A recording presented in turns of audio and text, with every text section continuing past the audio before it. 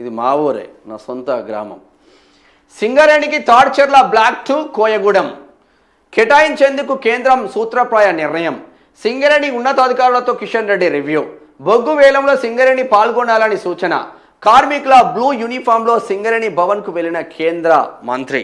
అమ్మా, blue uniform వేసుకొని గిదే సింగరేణి భవన్కి వేయండి. ఏందో చూద్దాం. 2 బ్లాక్లు ఉంటాయా ఊర్లో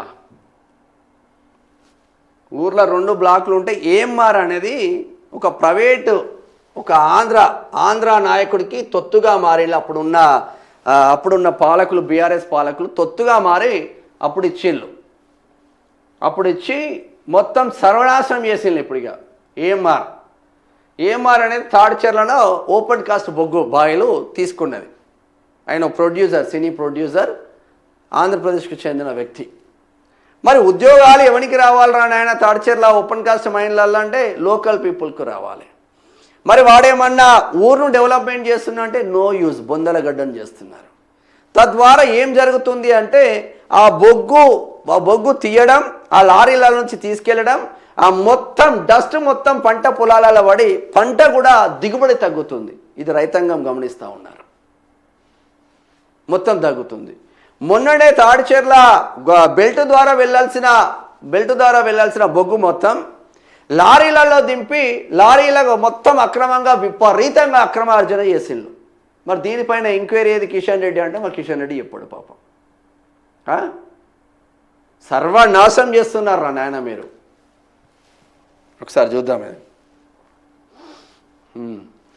తాడ్చెర్ల బ్లాక్ 2 కోయగూడెం బొగ్గు బ్లాక్లను సింగరేణి సంస్థకు కేటాయించేందుకు కేంద్రం సూత్రప్రాయంగా నిర్ణయించినట్లు సమాచారం. ఈ మేరకు కేంద్ర బొగ్గు గనుల శాఖ మంత్రి కిషన్ రెడ్డి హామీ ఇచ్చినట్లు తెలిసింది. ఈ బొగ్గు బ్లాక్లు కేటాయించాలంటూ CM Revanth Reddy, deputy CM Bhatti Vikramarka ఢిల్లీలో కేంద్ర మంత్రి కిషన్ రెడ్డిని పలుమార్లు విజ్ఞప్తి చేశారు. ఈ క్రమంలో కోల్డ్ బెల్ట్ ప్రాంతానికి చెందిన 6 జిల్లాల బీజేపీ అధ్యక్షులు శనివారం సింగరేణి భవన్కు వచ్చి కేంద్ర మంత్రి కిషన్ రెడ్డిని కలిశారు. ఈ సందర్భంగా తాడ్చెర్ల బ్లాక్ 2తో పాటు కోయగూడెం బ్లాక్ను సింగరేణికి కేటాయించాలని వినతిపత్రం సమర్పించారు. తెలంగాణలో అధికారంపై బీజేపీ హైకమాండ్ ఫోకస్ పెట్టిన సంగతి తెలిసిందే. ఈ క్రమంలో సింగరేణికి బొగ్గు బ్లాక్ల కేటాయింపుపై సూత్రప్రాయ నిర్ణయం తీసుకున్నట్లు తెలుస్తుంది. ఈ క్రెడిట్ కాంగ్రెస్ కు దక్కకుండా చేసేందుకు బీజేపీ జిల్లా అధ్యక్షులతో వినతిపత్రం ఇప్పించినట్లు చర్చ జరుగుతుంది. కేంద్రం ఈ 2 గనులను కేటాయిస్తే సింగరేణికి మంచి రోజులు వచ్చినట్లేనని కార్మికులు అంటున్నారు. రివ్యూకు కార్మిక యూనిఫామ్లో సింగరేణి పనితీరు, భవిష్యత్ కార్యాచరణపై శనివారం హైదరాబాద్లోని సింగరేణి భవన్లో కిషన్ రెడ్డి సమీక్షించారు. రివ్యూకు ఆయన సింగరేణి కార్మికుల నీలిరంగు యూనిఫామ్లో హాజరయ్యారు. సమావేశంలో సింగరేణిలో బొగ్గు ఉత్పత్తి, రవాణా సవాళ్లను సింగరేణి సీఎండి బుద్ధా ప్రకాష్ జ్యోతి వివరించారు. ముఖ్యంగా సింగరేణికి central public sector enterprises status తొలగించడం వల్ల అటవీ భూసేకరణ ఇబ్బందులు ఉన్నాయన్నారు. ఒడిశా రాష్ట్రంలోని నైని బొగ్గు గనిలో ఉత్పత్తి అవుతున్న బొగ్గు రవాణా సమస్యలను తొలగించేందుకు అక్కడి ప్రభుత్వంతో మాట్లాడతామని హామీ ఇచ్చారు.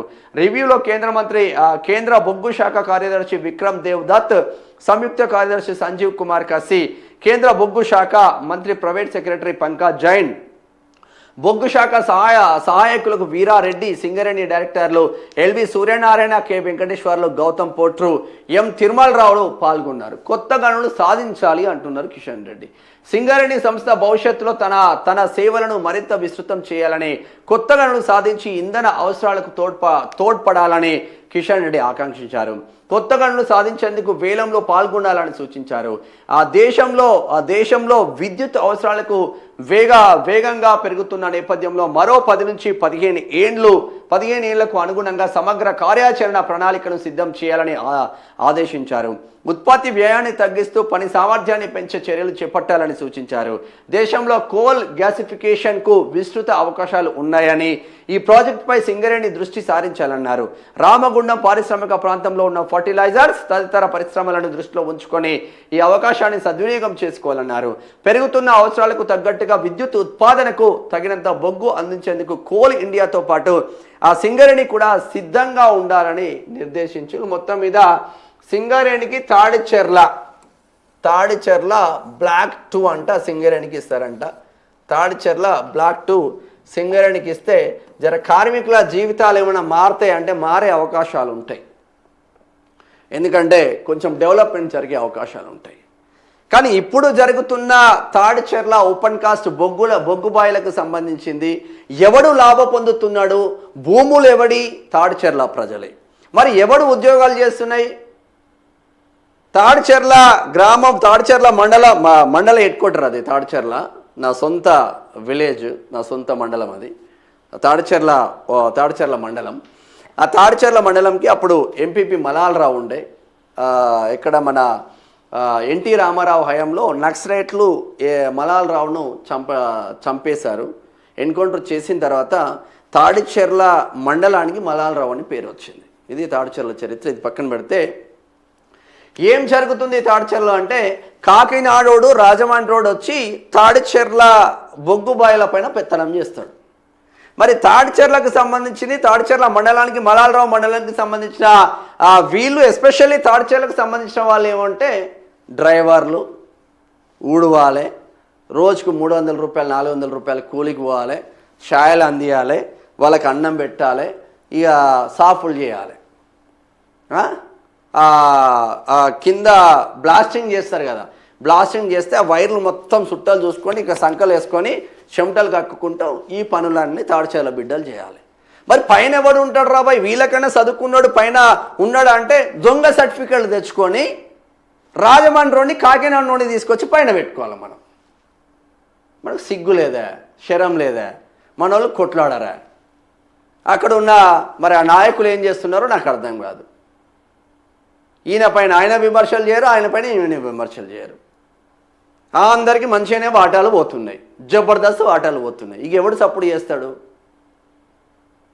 మేజర్ రోల్ శ్రీధర్ బాబు, దుద్దిల్ల శ్రీధర్ బాబు నియోజకవర్గం మంతని నియోజకవర్గంలో ఉంటుంది తాడిచెర్ల.